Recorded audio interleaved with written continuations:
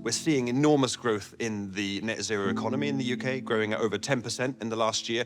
We have this great opportunity to create growth and become more sustainable at the same time. I'm glad you've got actually some of the background in. That's perfect. Yeah, exactly.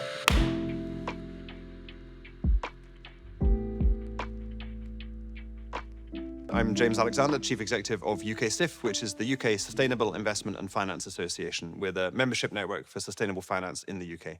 The financial sector has an enormous role to play in enabling the green transition, not least because there's an enormous amount of private investment that needs to go into it. We cannot rely on governments alone to pay for everything that we require in the green transition. And the good news is, many of the things that we want to build or need to build, like renewable energy infrastructure, electric vehicles, these are all things that the private sector can finance. And the private sector needs to now come in and fill that space and get that financing flowing.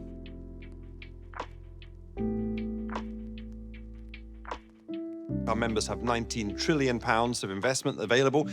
The question is, how do we get it flowing? We need to address some of the underlying challenges that are stopping people investing here. So planning permission, grid connections, and skills are some of the most important issues that we need to address. We've got so many jobs, over 1 million people employed in net zero in the UK. That is an enormous skills requirement for the UK. We've got to upskill.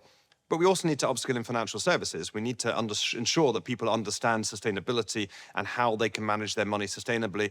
We need to see the government highlighting that the pathway to increased economic growth is also by becoming more sustainable. The net zero economy is growing at a tremendously fast rate, much faster than the wider economy of the UK. And that is just testament to how important this is for our future. And it's not only about creating the economy right now, this is building the economy of the future, creating the long-term sustainable jobs for the UK. And in fact, talking of those jobs, the green economy pays much better than the regular economy too.